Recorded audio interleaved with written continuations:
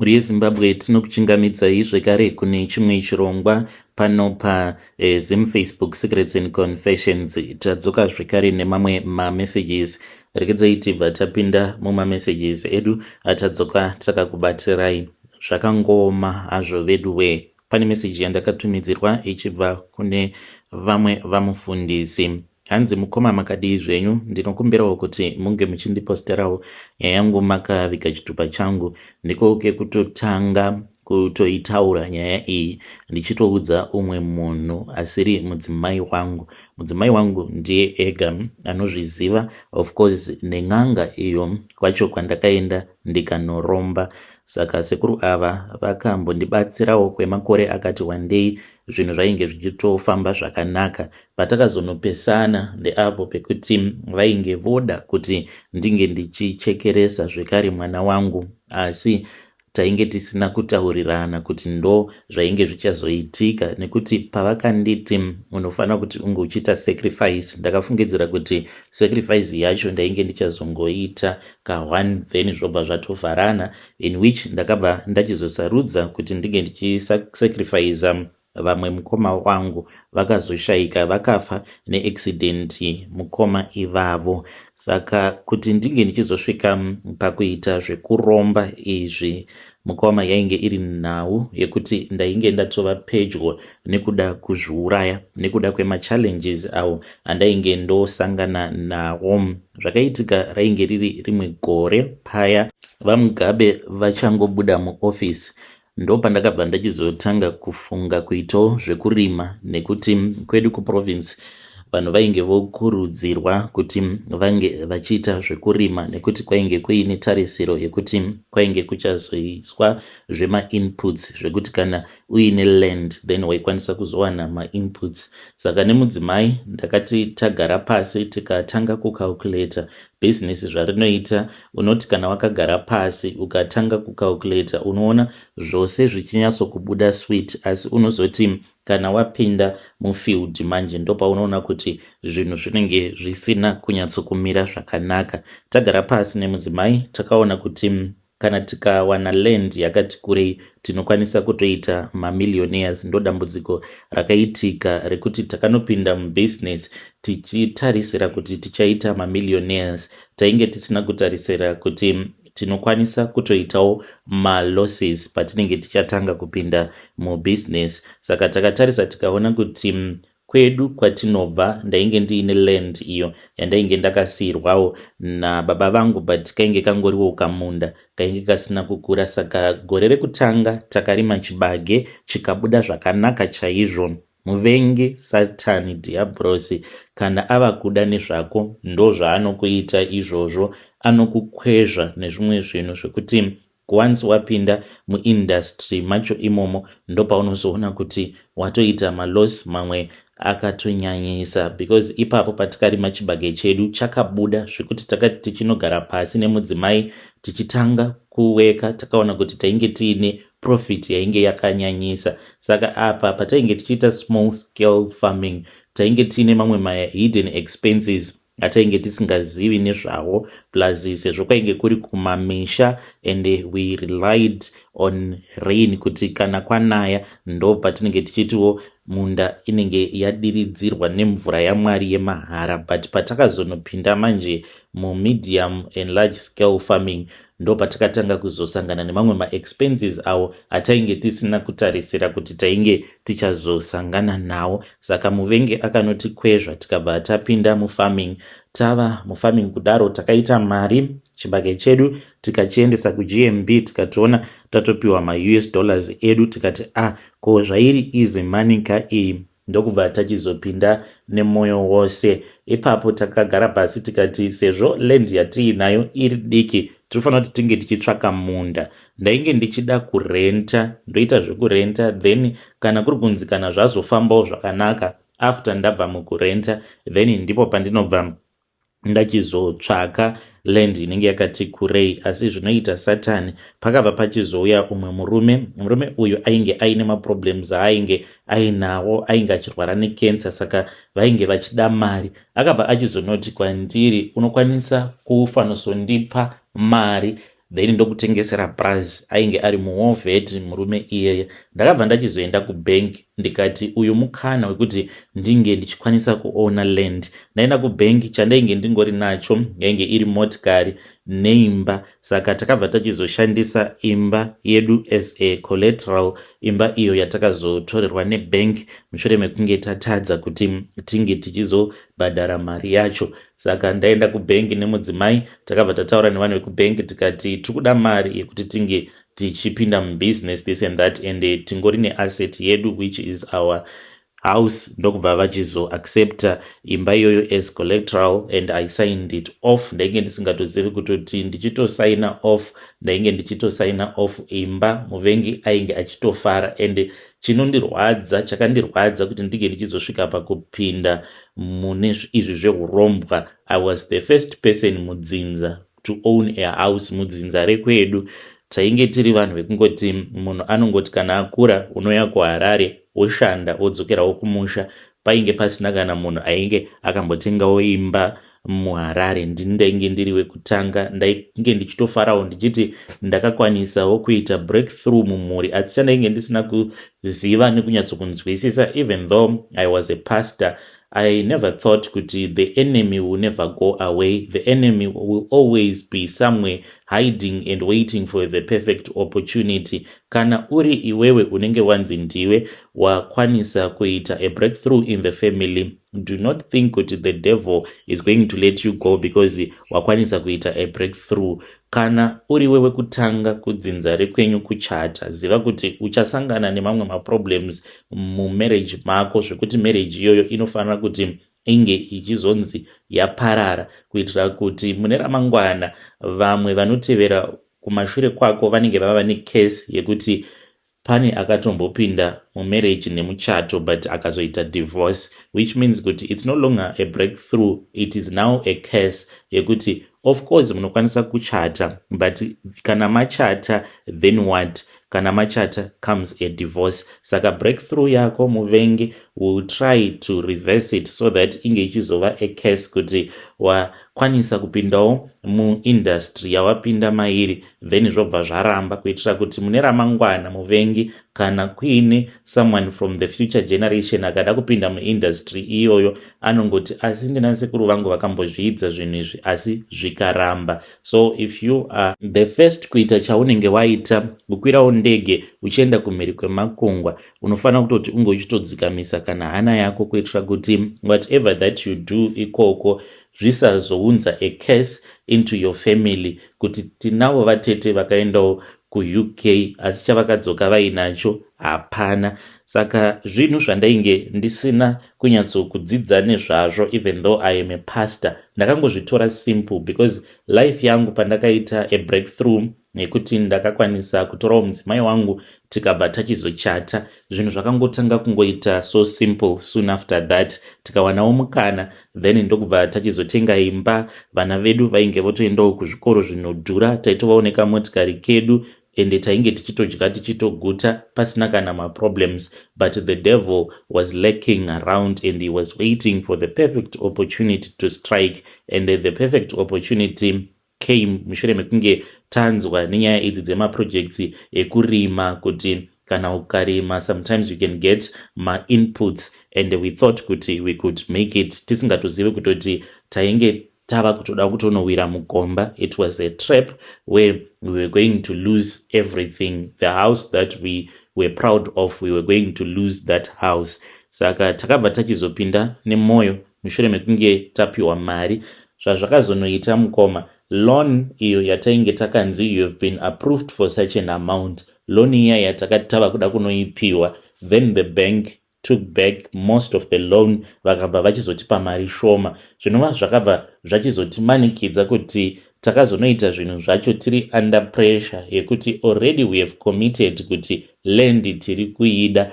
Apa taendesa imba kubank as collateral tichifungidzira kuti kana tikapiwa a certain amount nemari iyoyo tinokwanisa kutenga land. Tatenga land tinotosarawo nemari yekuti taikwanisa kutengawo maybe karori kekuti kana tikarima tinenge tichizvitakurira zvinhu zvedu tichizviendesawo kuna GMB wherever kuma auction floors. That was the plan that we had nemudzimai wangu. Takashamisika tava kuudzwa kuti mari yatainge takavimbisiwa nebank, they were not going to approve that. Saka nemudzimai takatombonetsana, mudzimai akati angatiseyanei nazvo because mari yacho yavari kuda kutipa nevalue yemba hazvienderani, which means kuti tikazotadza kuzobhadhara mari yacho imba inenge yatoendera hayo mahara. And zvichokwadi mukoma, imba yedu yakazongonotorwa nebank neimwe mari yekuti when I think about it dzimwe nguva ndinoita imwe depression because of the way that we lost that house. And I thought kuti we were going to make it, and then I calculated ndichiona kuti when you are a big farmer you will be turning millions, making money. And ndainge ndava kutofungawo export kuti we will be exporting zvimwe zvirimwa zvatinenge tichirima zvakaita sema strawberries, mushrooms and stuff like that. Ndo zvandainge ndava kutofunga kuti we are going to enter into that type of a business. Sezvisinei mukomanashi, takaenda tikanotora mari iya nemudzimai asi tainge tisiri pakuwirirana. It's like my wife was having a sixth sense that things were not going to go according to plan. Tatora mari iyoyo ndokubva tadzoka kumba. Takazoenda tikanotaura nemunhu wemuridzi weland tikamuudza kuti ndo mari yatainge takwanisa kuti tinge tichiwana panguva yacho iyoyo. Akatora mari akabva ati but within a certain period ndinge ndava kudawo mari yangu back. Tatora mari, tasara neimwe mari yatakasara nayo mumba. I think kuti takazongoshandisa less than $30 pamari iyo yatakaenda tikanotora kubank. The rest of the money takabva tachizoisa kuma inputs ndokubva tatanga kurima. Mukoma, zvinhu zvikabva zvachizodhakwa uku tainge tiine kaproject kehuku. Since we were no longer doing small scale farming, takabva tachizongonotenga huku dziri 600.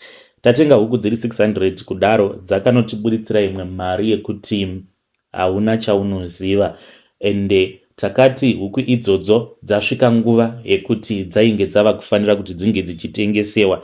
Vanhu vose macustomers ose avo ainge akativimbisa hakuna kana umwe chete zvake ainge achabata macalls because tainge takafamba tikaendawo mumasupermarkets akasiyana siyana. Tichifamba mabig supermarkets vainge vakativimbisa kuti kana huku dzedu kana dzakura then they will send someone to inspect the chickens, kana zvichiita then they will buy the chickens from us. Ndokusaka takanotenga huku dzakawandisa kudaro. Apa tainge tisina macold room ekuti tingazoti we could have slaughtered those chickens and then tobva tangoisa huku dzedu mucold room, and we were stuck. Huku idzodzo takasvika pakuzonongodzitengesa, dzimwe dzacho takatengesa nema$2. You won't even imagine kuti huku unosvika pakuitengesa ne$2. Apa tainge tainvesta mari.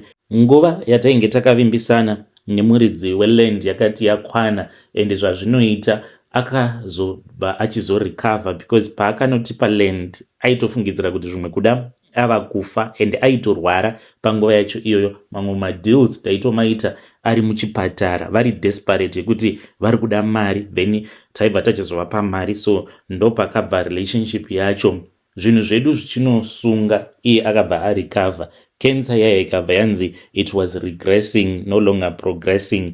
Ndo paakati ainge ava kuda kushandisa land yake. The day when he called me achindiudza kuti uri kutadza kubhadhara land yangu, saka ndafunga kuti ndinge ndichingozvirimira land yangu. Ndo pandakadzikamisa hana ndikaona kuti iko zvino zvupenyu wainge waoma manje.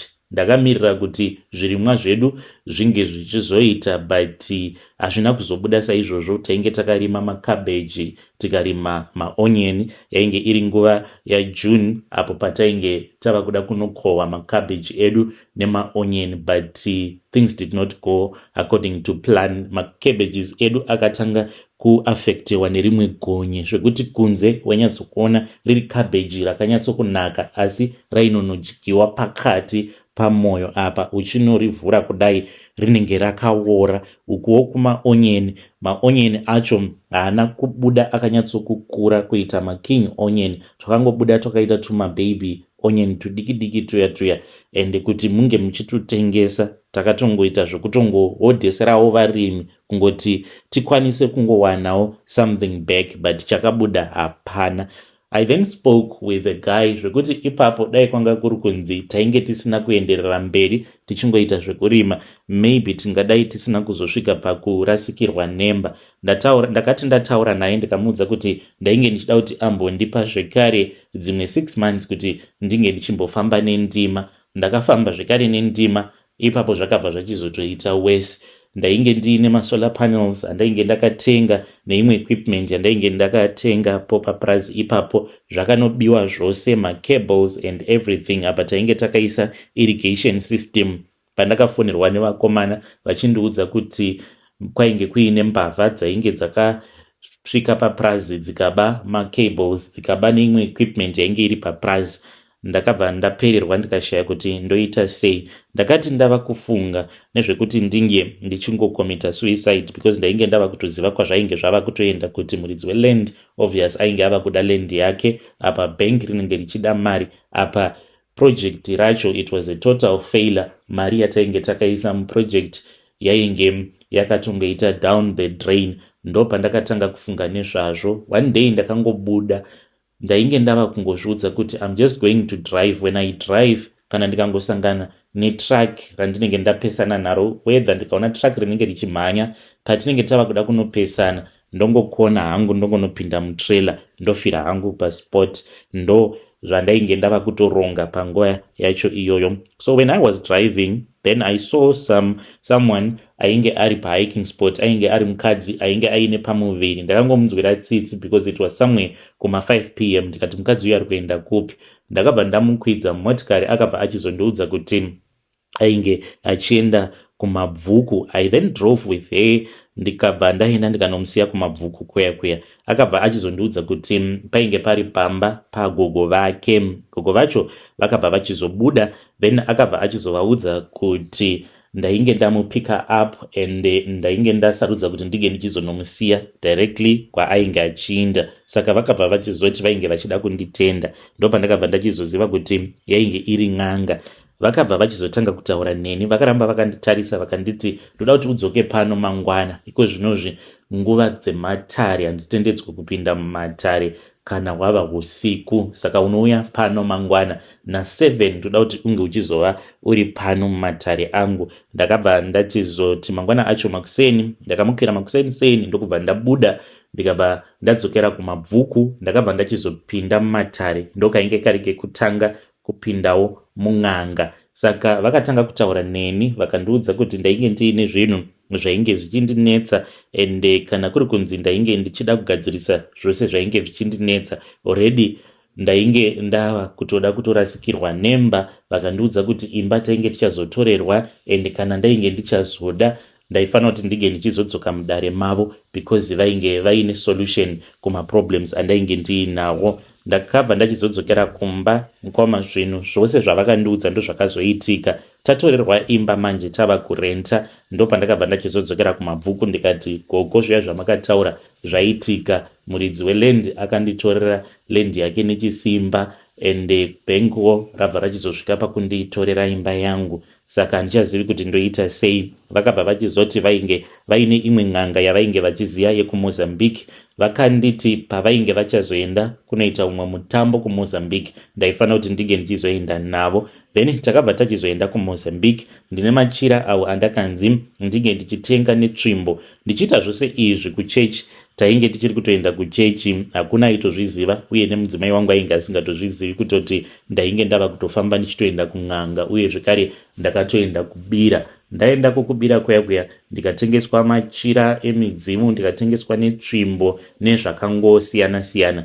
Then ndokubva ndachizodzoka. Pandakadzoka zvinhu zvakatanga kusununguka. Ndaiti kana ndikamuka ndaikwanisa kungoona kuti pasi pemubhedha panenge paine mari. Ndaingonzwa kuzevezera munzeve dzangu kuti tarisa pasi pemubhedha mudzimai wako asati amuka. Ndobva ndatoona kuti pasi pemubhedha panenge paine mari inenge iripo. Ndakabva ndachizonotenga imwe motikari nemari iyoyo. Then ndokubva tachizotanga kubhadhara imwe imba pashoma nepashoma.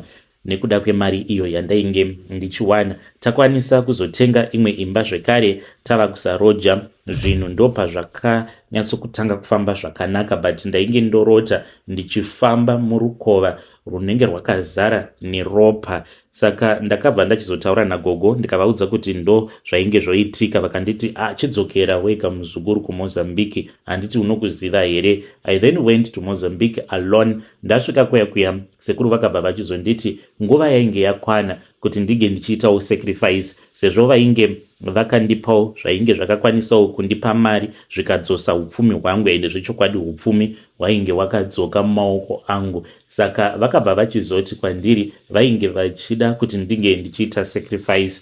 Pakabva pachizobuda mukoma wangu paglazi, avo vanova vari ivo vandakazosarudza kuti vange vachizofa. Saka mukoma ava ivo vainge vachiita zvekudhiraivhawo matrack, vakabva vachizoita accident vakabva vachizofa. Mushure mekunge mukoma vashayika, life yakaramba ichingoenderera kumberi. Ndainge ndakapiwa mhiko dzekuti ndaifanira kuti ndinge ndichizopota ndichipa mudzimai wavo wavainge vakasiya mari zvekare nekuzopota ndichisika naye bonde. Kana ndasika naye bonde, ndainge ndisingafanira kuti ndige ndichigeza sikarudzi yangu kusvika mudzimai wangu achizonzi anenge ava kutevera, ava kumaperiods, ndorara naye. Saka ndaiti ndikarara nemudzimai wamukoma, then ndaitoti kana ndogeza paya ndaitopfeka butiro. Mumba ndainge ndava kutogara ndiinawo makondom, then kana ndonogeza ndaipfeka butiro riya, ndobva ndageza kuitira kuti sikarudzi yangu isazoenda mvura. Kana ndapedza kugeza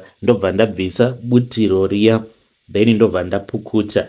Saka ipapo ndainge ndava kusada kugeza nemudzimai, kunyange aiti akati tinofanira kuti tinge tichimborelaxa tiri mujacuzzi, ndaitoramba because ndainge ndichizviziva kuti sikarudzi yangu inokwanisa kuzotota. Ndaizotiwo kana ndarara naye after that ndipo pandaibva ndachizotora hari yandainge ndakapiwa huri usiku, ndobva ndabuda panze, ndobva ndageza zvino sikarudzi yangu. Ndakazviita izvi kwenguva yakareba. Patakazonopesana ndepekuti ndakatanga kurota zvekare hope ndichifamba ndiri murukova, mvura ichisvika muhuro mangu umu, ndichitopotsa kunyura, asi mvura iyoyo yainge yakatsvuka kuita ropa. Ndopandakarota mwana wangu zvekare ndichimuuraya sezvakangoitika pana mukoma pandakaita sacrifice. Ndakabva ndachizotaura zvekare nasekuru vaya pandakadzokera kuMozambique ndikati konde zvipi zveizvi zvandava kurota? Sekuru vakabva vachizonditi zvandainge ndichirota zvainge zviri izvo chaizvo. Nyaya yainge yavapo yainge iri yekuti ndainge ndava kufanira kuti ndige ndichichekeresa mwana wangu. Ipapo ndo pandakaramba ndikati izvozvo handizvikwanisi. Vakabva vachizoti kwandiri kana zvinhu zvako zvikapanduka usazodzoka kunoku. Ndakabva ndachizobva kuMozambique ndikadzoka kuZim, ndikabva ndachizopisa machira netsvimbo dziya. Asi ndisati ndazvipisa zvinhu izvi ndakapfugama pamberi paMwari ndikatanga kuchema, ndikakumbira ruregerero kuna Mwari. Ndakangonzwa hana yangu kurova. Pandakangonzwa hana yangu kurova, ndikanzwa hunyoro hwakapinda mumwoyo mangu. Panguva iyo pandakatora zvinhu zvandakatora kuMozambique, ndainge ndava nemwoyo wakaomarara. Ndainge ndava munhu ainge aine mwoyo wakaomarara, aine hutsinye. Kunyange ndainge ndichiri mufundisi, but kuchechi vanhu vaisatozviona kuti ndine nguva dzandinoita hutsinye ndichiitira vanhu vemuchechi hutsinye.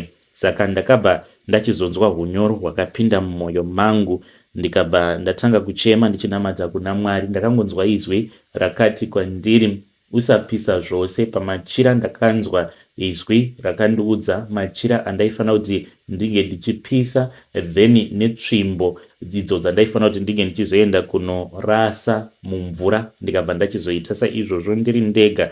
Ndakaenda ndikabva ndachizonozvirasa. Ndikaudza mudzimai zvose izvo zvainge zvakaitika. Mudzimai akazondiudzawo kuti kubva zvandainge ndakatora mishonga iyoyo aitorota usiku aine umwe murume achitomubikira, achitosika bonde nemurume iyeye, ende aitorota atova nevana, zvichireva kuti ndainge ndatova nezvikwambo zvainge zvorara nemudzimai wangu.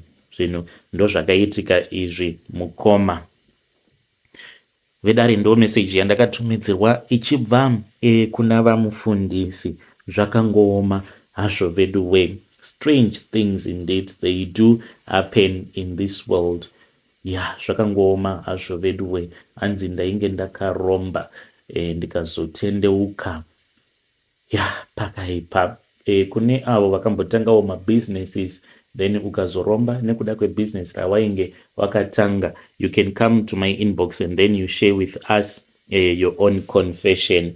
Ngatisanganei zvekare mune zvimwe zvirongwa zvinotevera.